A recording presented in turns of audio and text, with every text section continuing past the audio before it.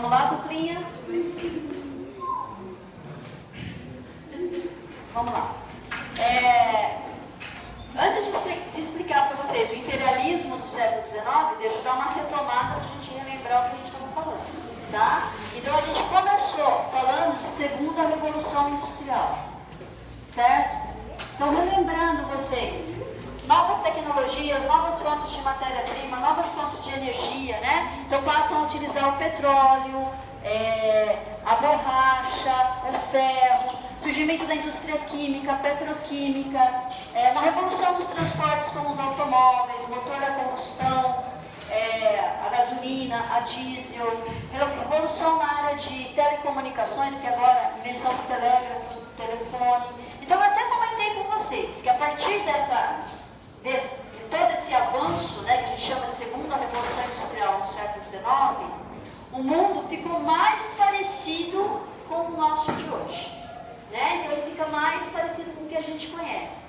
E é nesse período que as grandes empresas, elas vão arrumar estratégias para se fortalecerem ainda mais, formando o que a gente chamou lá na aula passada de monopólios. As grandes empresas que vão monopolizar, controlar a produção de algumas mercadorias, tá? E aí eu dei alguns exemplos para vocês. Como é que eles conseguiram essa concentração do capital e da produção? Através dos holdings, dos trusts e dos cartéis. Então os holdings, as grandes empresas, controlam outras empresas através da posse de suas ações. E aí em sala de aula eu dei uns exemplos para vocês, né? A Volkswagen, né? A Toyota vendeu o carro, a Volkswagen está tendo lucro. Por quê? Porque a Volkswagen tem ações na Bolsa de Valores da Toyota. Sem contar que agora a gente já está no século XXI, a gente já está em outra fase, tá? Lembra disso, ok? Hoje a gente já está na terceira revolução industrial e quase indo para a quarta já, tá? Então hoje já é outra fase. Hoje, por exemplo, a Volkswagen produz motor de automóvel e vende para várias empresas que seriam as suas concorrentes. Na verdade, né, não são concorrentes, está comprando o motor dela, tá? Mas vamos contar aqui para o século XIX, início do século XX. As grandes empresas controlam outras através da posse de ações na Bolsa de Valores. Trusts.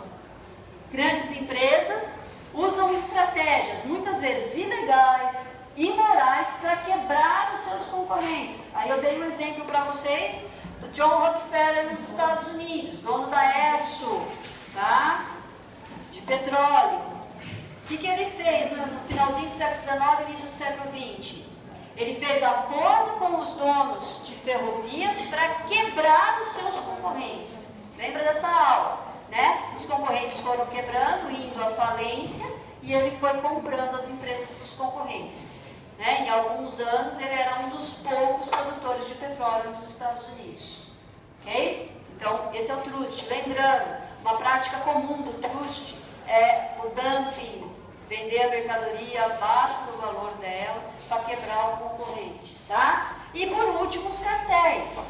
Quando empresas do mesmo ramo, empresas independentes, elas fazem acordos entre elas para dividir o mercado, para estabelecer preços, tá?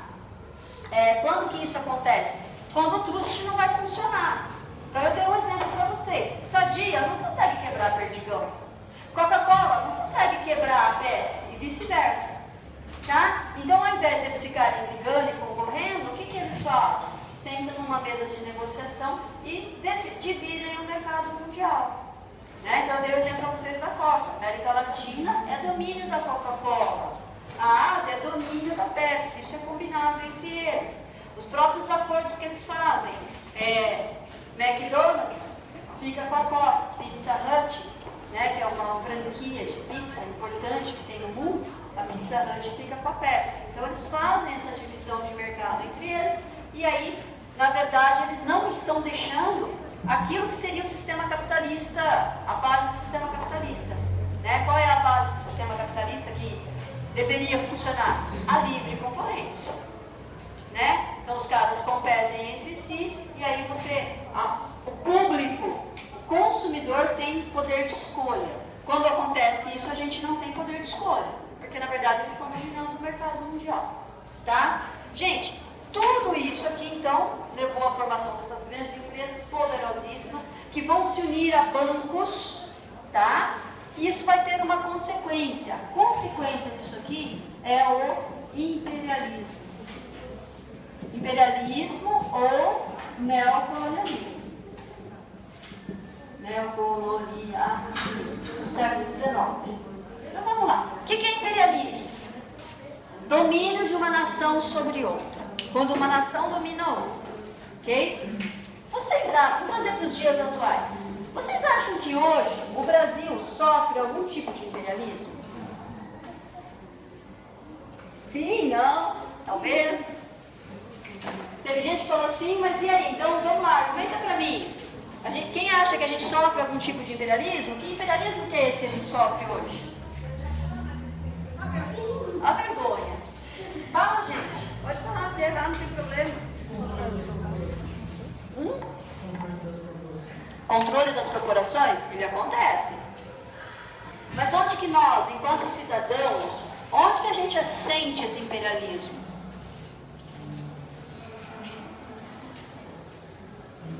O que está escrito mesmo na sua camiseta? Eu sei que é do Game of Thrones. Eu sou fã de Game of Thrones. A casa dos Targaryen. Melhor casa. O que mais? A sua camiseta é futebol europeu, né? É do Neymar? Não? Não é do Paris Saint-Germain, essa daí? Tá. A camiseta dela, a blusa dela, está escrito em inglês. É que tem bastante gente com uniforme. Eu fico feliz de ver os alunos de uniforme. Olha dele, adorei, Mickey Mouse. Não, e não é só... É, Mickey Mouse, Mickey Mouse, Mickey Mouse. A mochila dela. I love you, my you, peace, tudo escrito em inglês. Quem mais? E os nossos tênis? Vamos olhar para os nossos tênis. Quem está ali, a maioria de chinelo, né? O bom de morar em cidade de prédios, né? O povo vem de chinelo para se fazer. Mas quem usa tênis, na hora que a gente sai de tênis, quais são as marcas dos nossos tênis de um modo geral? Da Coca-Cola, da Nike, Adidas. Se não tem é o que a gente quer, né? Às vezes, eu não tenho, mas eu gostaria de ter. A minha marca é mais barata. A sua marca é mais barata? Fez uma boa escolha então. Tem que escolher um produto bom e barato, né?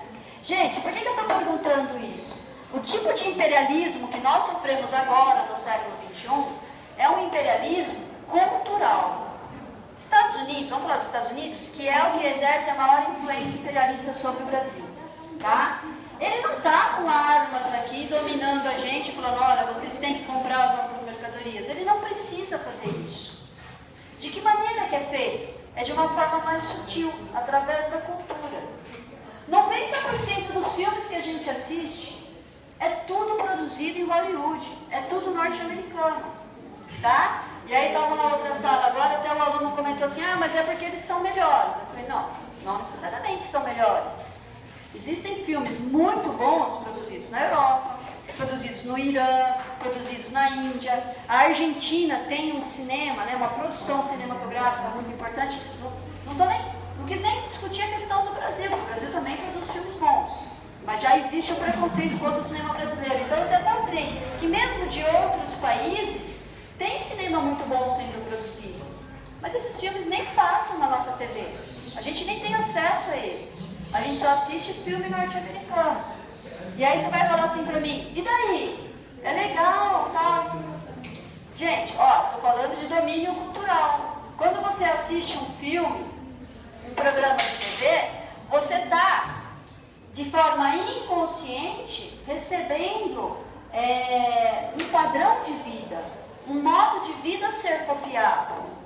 Você acha que quando você assiste lá, Eu, a Patroa e as Crianças, eu acho que eu já comentei isso com vocês. Você assiste Eu, a Patroa e as Crianças e dá risada com a família do Michael Kyle?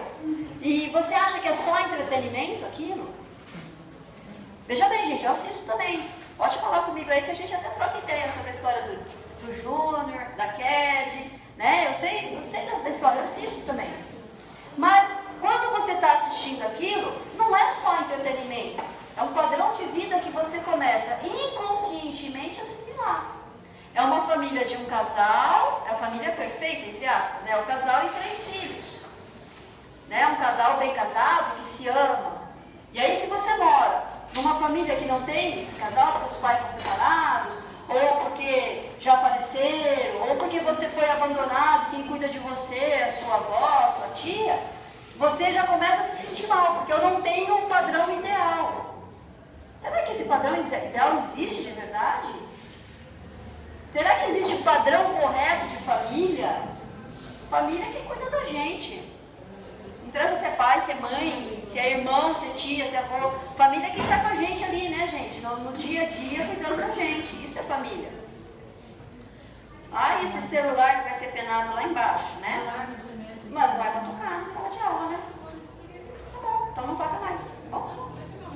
Isso mesmo. Muito bem, dona Letícia. Então, assim, se vende um padrão de família. Mas não só de família. Se vende um padrão de consumo. Tenta lembrar como é que é a casa do Michael Caio, né, Grazi? Como é que é a casa do Michael Caio? Uma casa de 2 andares, uma casinha, uma cozinha planejada. Na sala tem uma TV enorme onde ele assiste os jogos de basquete dele, né? Uma sala extremamente confortável. Cada um dos filhos tem o seu quarto separado. Quantos de nós que temos famílias grandes, né? Lá são 3 filhos, cada um dos filhos tem um quarto. Mais o casal, são 4 quartos na casa. Sendo que o quarto do casal é uma suíte, né? Porque eles têm um banheiro próprio, lembra disso? É um padrão de vida que não é um padrão que a grande maioria da massa brasileira tem. Mas a gente passa a querer ter. A gente passa a almejar aquilo como se aquilo fosse o símbolo e um ideal de padrão de vida. Olha, isso é uma vida legal, é você ter. Ah, eu divido o quarto com a minha irmã, mas o meu sonho não é dividir o quarto com a minha irmã, eu queria ter um quarto sozinha. Então, ao invés da gente valorizar, por exemplo, o que seria legal de você ter um quarto com a irmã, olha, vamos tentar valorizar o contato entre irmãos, a amizade entre as irmãs. Não, você valoriza o quê? O individualismo. O individualismo é uma das coisas no padrão de vida norte-americano, tá? Que é o padrão de vida, obrigada, que é o padrão de vida capitalista, consumista, cada um por si, e Deus por todos, se você acreditar em Deus. Ok? Então, a gente recebe hoje esse imperialismo, na maioria das vezes sem saber. Por isso que a gente vai usar, qual é o tênis legal? É o tênis de marca, e normalmente as marcas são de que marca? Norte-americanas. Por isso que ela falou ali, ela falou Adidas, ela falou Nike, ela falou marca Coca-Cola. São as marcas norte-americanas. E aí quando você compra, você está dando dinheiro para quem? Para a empresa norte-americana. E aí você vai comprar camisa, né? Quando a gente tem grana, você vai querer comprar camisa de marca norte-americana. O boné norte-americano, né? De marca norte-americana. A gente vai no McDonald's tomar Coca-Cola. Né? Ou, olha que legal, no final de semana a gente vai, vamos lá no Mac. Aí vai pro Mac, pede um Big Mac. Né? Tudo dando dinheiro para quem? Para os Estados Unidos. Tá? Então percebam que há um imperialismo hoje, só que é um imperialismo disfarçado. Né? Não é através das armas, é através da cultura. Tá? E lá no século XIX, que é o que a gente vai aprender aqui agora, é quando começa essa política imperialista. Por quê? Porque esses grandes monopólios que se formaram, eles precisam se expandir. Então você tem lá grandes empresas norte-americanas, grandes empresas europeias, elas precisam matéria-prima, elas precisam enviar a sua produção, porque o que elas estão produzindo. Então eu vou dar um exemplo para vocês, ó. Uma empresa europeia, tá? Ela produzia para o mercado europeu. Aí agora teve todo esse avanço tecnológico aqui. Ela cresceu, ela produziu mais. O que ela produziu mais, ela não tem mercado para vender. A Europa já compra os produtos dela. Então ela precisa vender esses produtos para outros países. Então é a hora que ela vai se expandir para cima da África e da Ásia. É aí que nasce o chamado imperialismo ou neocolonialismo do século XIX, tá? Então eu estou voltando, tá? Lá para o século XIX, tá? Então, consequência da segunda revolução industrial, a formação desses monopólios, dessas grandes empresas que vão controlar o mercado mundial e sequência, o imperialismo ou o neocolonialismo. Gente, se é neocolonialismo, o que é neo mesmo? Muito bem, sala. A sala inteira responde bonitinho. Novo. Vamos fazer de novo? Gente, se tem um neo na frente, o que significa neo? Novo. Ai, que sala linda. Adoro. Adoro isso. Adoro quando eu pergunto e todo mundo responde. Gente, novo colonialismo. Se tem um novo, é porque teve um velho. Por isso eu desenhei aquela tabela para vocês na aula passada. É uma tabela comparando o que foi o colonialismo, tá, do neocolonialismo. Então, dá uma olhadinha na tabela aí. Simples, colonialismo é o que aconteceu no século XVI. Neocolonialismo é o que a gente vai aprender agora, século XIX. Tá? Século XVI foi quando os países europeus vieram para cima da América. Grandes navegações, tá? Então teve as grandes navegações, chegaram aqui no continente americano, né? E iniciam o processo de colonização da América. E de algumas poucas áreas na África e na Ásia. Mas a gente fala mais, no nosso caso, da nossa colonização aqui do Brasil, tá? E do continente americano, ok? Quando a gente fala de neocolonialismo, o que nós estamos falando? Da colonização em cima da África e da Ásia. Tá? Então, ó, colonialismo, América. Neocolonialismo, África e a Ásia. Bom? O que mais que eu coloquei na tabela de vocês? Vamos lá. Quais eram os objetivos dos portugueses, dos espanhóis, quando eles chegaram aqui na América no século XVI? Eles queriam produtos tropicais e metais preciosos, né? Então eles queriam produtos que não eram possíveis ser produzidos na Europa, por isso produto tropical, e mais metais preciosos.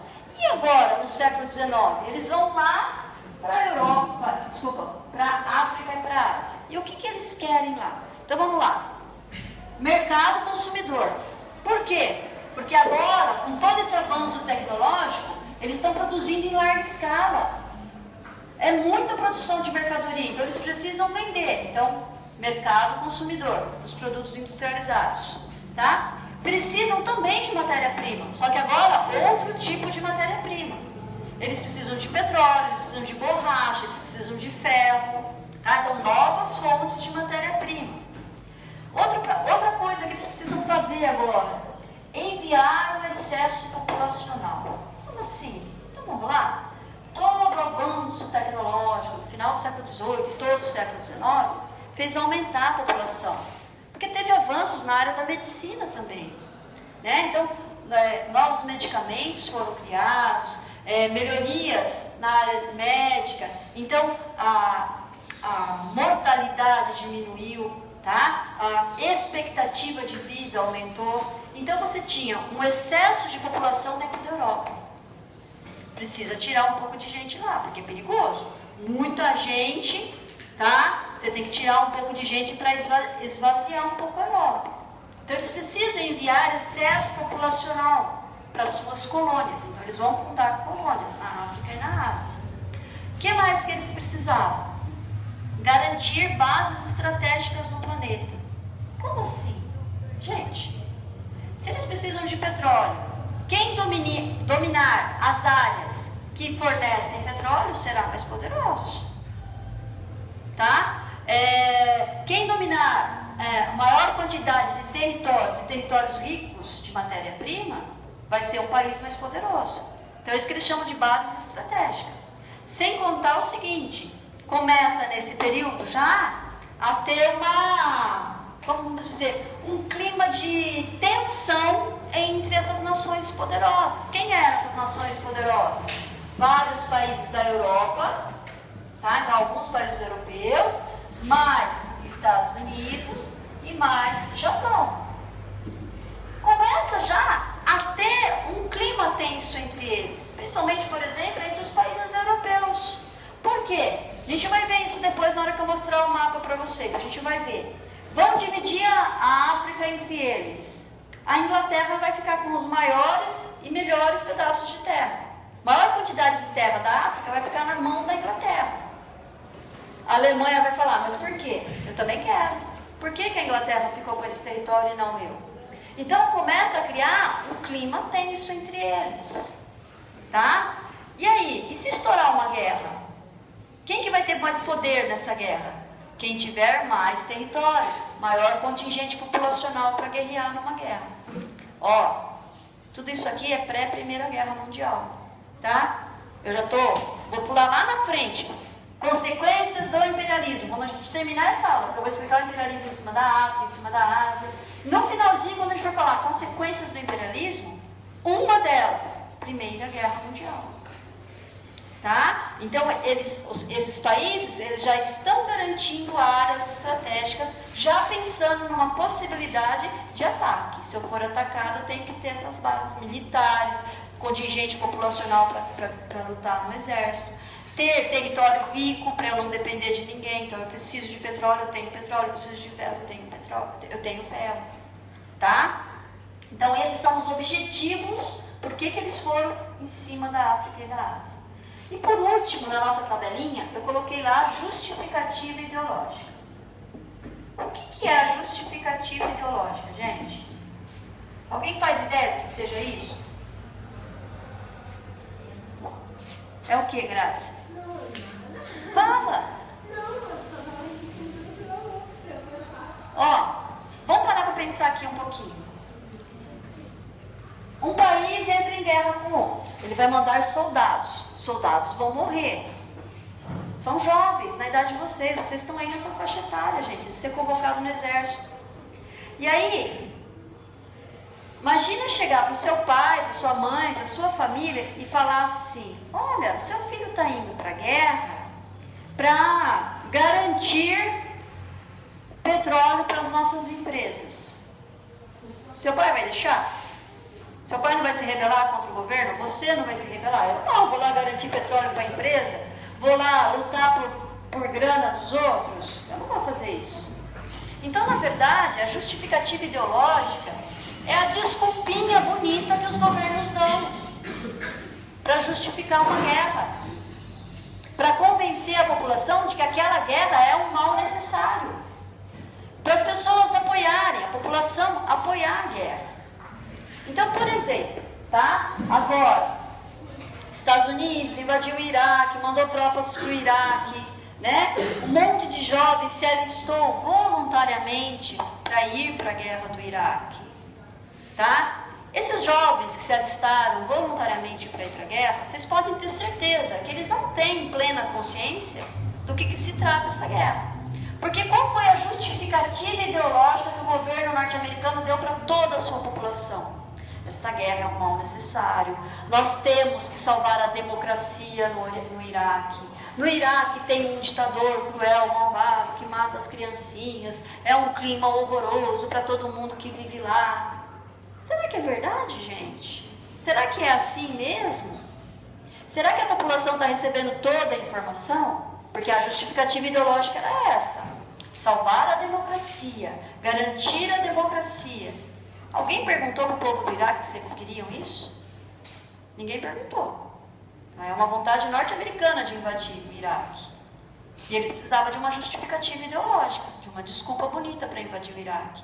Por trás da invasão do Iraque, o que estava não era a garantia da democracia, era a garantia do domínio do petróleo. Para as irmãs do petróleo, lembra na aula passada que eu falei das irmãs do petróleo? Esso, Shell, Texaco, são empresas norte-americanas de petróleo, tá? O petróleo norte-americano, ele tem previsão para terminar, daqui 50 anos, ele já está se esgotando, né? Então, assim, estudos mostram que daqui 50, 60 anos, não tem mais petróleo no território norte-americano. Não se esqueça, o petróleo, ela é uma matéria-prima que se esgota, ela não é inesgotável, ela acaba, tá? Os Estados Unidos já tem previsão para acabar.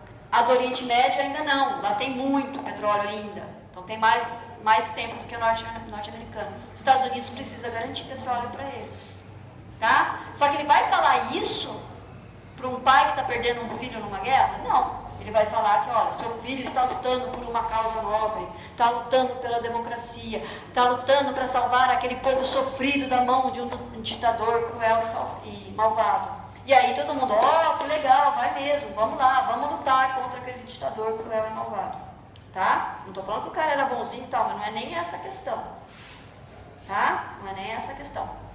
Então a justificativa ideológica é a desculpa bonita. Qual foi a desculpa bonita? Qual foi a justificativa ideológica quando os portugueses vieram para cá? Vamos falar de Brasil, colonização do século XVI. Por um acaso os portugueses saíram de lá e falando assim, olha, nós estamos indo buscar metais preciosos? Não, eles falavam, nós estamos indo expandir a fé cristã. Esse seria o principal objetivo deles, segundo a justificativa ideológica deles, expansão da fé cristã. Tá? Por isso que nas caravelas vieram, junto com os navegadores, vieram os padres jesuítas, para ensinar o cristianismo aos indígenas. Tá? E agora, no século XIX, qual é a justificativa ideológica?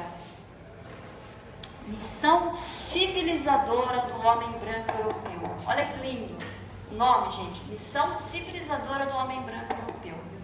O que eles acreditavam? Que o homem branco europeu, ele era superior aos demais povos. E aí, eles têm essa missão. Tadinhos, é o fardo do homem branco. Eles até usavam esse termo, fardo, né? Fardo, a cruz, o peso que o homem branco tem que carregar por ter nascido num lugar mais desenvolvido, mais civilizado. Então, ele tem que fazer esse sacrifício de sair da Europa e ir para esses lugares onde a população é atrasada, tá? E levar todo o seu progresso técnico e científico. Baseado no que eles acreditavam nisso? Numa teoria chamada darwinismo social. E aí eu estou vendo vocês, né? Esse olhar curioso, eu tenho certeza que está passando na cabeça de vocês. Eu estou vendo a Grazi ali e falou assim, nossa, darwinismo, tem a ver com aquele cara lá, o Darwin, que eu aprendi em biologia, o Charles Darwin. Não passou isso na cabeça de vocês? Eu tenho certeza. Vocês não perguntam porque vocês têm vergonha. Mais que o livro deles fica bom, o resto das ideias dele. Não, mas século XIX. É muito bom agora. Então, ó, o darwinismo, pensando em biologia, tá? Ele escreveu lá a origem das espécies, onde ele vai falar que somente os seres vivos que conseguem se adaptar ao meio ambiente, às transformações, é que sobrevivem. As outras estão fadadas à extinção. Teoria biológica. Isso é biologia, tá? E ele está lá na teoria da biologia. O que aconteceu? Algumas pessoas leram a teoria do Charles Darwin para a biologia e trouxeram essa teoria para as sociedades humanas. Não foi o Darwin que trouxe, tá? Foi um cara chamado Spencer. Spencer lê Charles Darwin e traz a teoria biológica para a sociedade. Então ele vai falar o seguinte, ó. Tem o Spencer, tem o Gobineau chegou a vir para o Brasil, tá? Então eles vão fazer uma pesquisa e vão falar que somente as sociedades mais avançadas e civilizadas é que sobreviveriam. As outras sociedades estavam fadadas à autodestruição. Vou dar um exemplo para vocês. O Gobineau, francês, que defendia a teoria do darwinismo social, ele veio para o Brasil. Quando ele veio para o Brasil, ele ficou horrorizado, porque o que ele viu no final do século XIX? A maior parte da nossa população era formada por negros ou miscigenados, entre brancos e negros, muitos mulatos e tal. Né? E aí o que ele falou? Ele falou, esse país não vai sobreviver, ele vai se destruir, essa população não vai para frente, está fadado a ser um paizinho.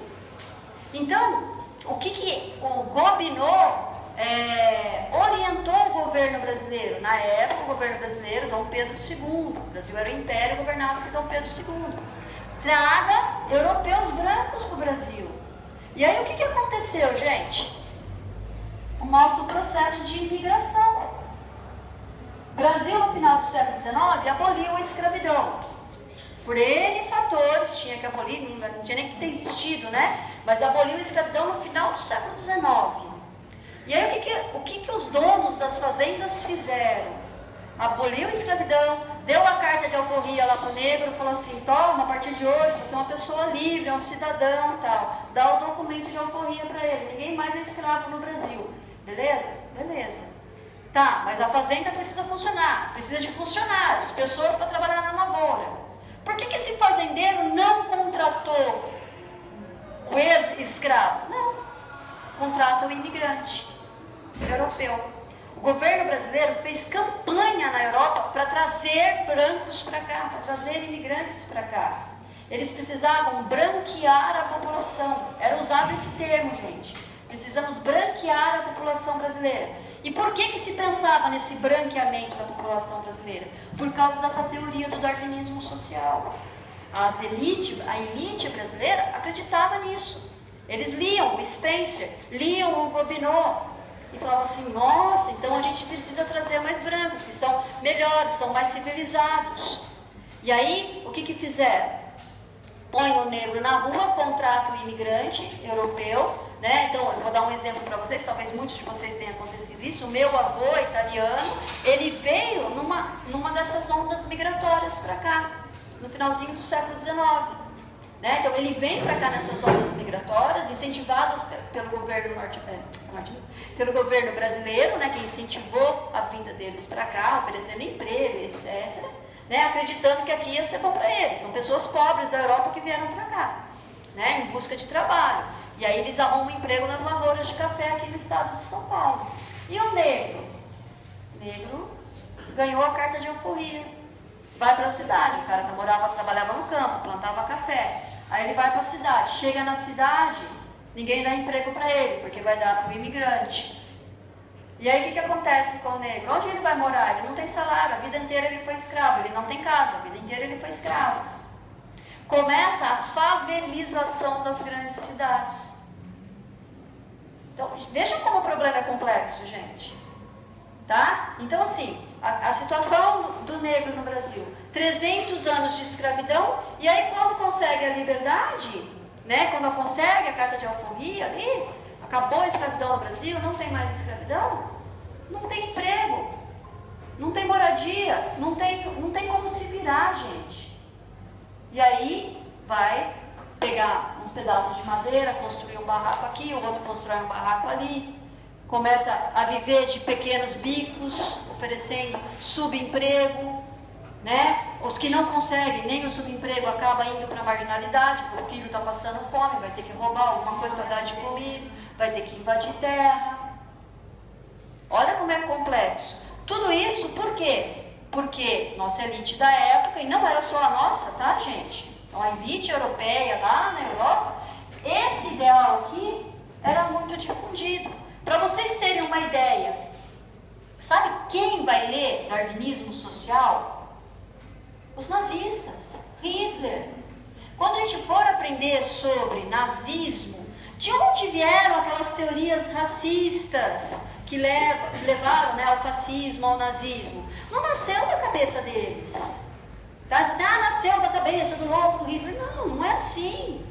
O Hitler, a doutrina dele nasceu a partir de coisas que ele tinha lido, já que tinham sido escritas lá no século XIX. E aí ele foi, né, vai juntando tudo e ele acabou criando a doutrina dele. Mas a doutrina dele não nasceu do nada.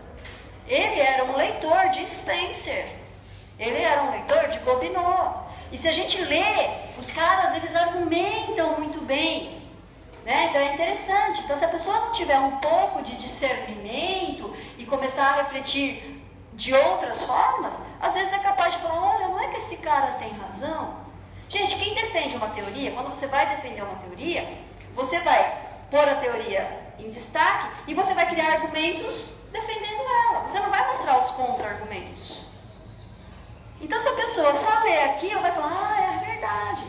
Então, você tem que pensar, pesquisar outras coisas para poder contra-argumentar, ok? Fala. Não, eu ia falar que eu vi uma vez no podcast, o pessoal do podcast estava falando várias coisas, tipo, que a Alemanha, ela estava precisando trazer uma ideologia para lá, porque como elas não tinham, depois da Segunda Guerra, eles estavam tentando pegar várias culturas, até meio misticismo, para tentar trazer uma ideologia que é a do... Vamos falar... Essa mesmo que é do nazismo. É a parte do nazismo superior. E é meio lógico você parar para pensar por que a Europa não desenvolveu tecnicamente. Porque é um frio do caramba, se você não desenvolver técnicas, você vai morrer. Mas não é só isso. Não é só isso. Não é porque o cara é branco que ele vai Não é só isso. Então você tem toda uma questão histórica para explicar, né? Então você pega hoje os países europeus, você tem país lá, se você pegar a história da França, né? A França, o Império Franco, antes, quando Roma atacou a Gália, são povos que já estavam ali há 2000 anos atrás. O Brasil, enquanto país, Estado Nacional Brasil, tem 500 anos, né? Então a gente tem muito que trilhar ainda. Se você voltar na história europeia, em 1000 anos, gente, era uma tragédia, era sujeira, era porco, era uma pobreza. Então você tem todo um contexto histórico, né, que foi melhorando. O Brasil também está melhorando. Mais 500 anos a gente vai estar melhor, tá, gente? Uns 500, vai, um pouquinho mais. Mas vai melhorar, né? O Brasil hoje é melhor do que há muito tempo atrás. Se você pegar o Brasil hoje, a escravidão foi abolida, já é um avanço, gente. Né? Então vamos pensar, é um país terrível, faz de conta, tem uma série de problemas aí. Mas, né, se você pegar a Europa há 1000 anos atrás, também era uma tragédia. Né, em termos de pobreza, em termos de doenças se espalhando. Então pega lá, crise do século XIV na Europa, guerra, peste e fome. As pessoas morreram de peste bubônica porque era uma sujeira, uma imundície, esgoto a céu aberto na rua. Certo? Então assim, a gente não foi sempre a maravilha que é hoje. E nem é tanto maravilha, porque ainda tem pobreza e tal, mas não se compara com o Brasil, tá? Deu para entender o que é darwinismo social?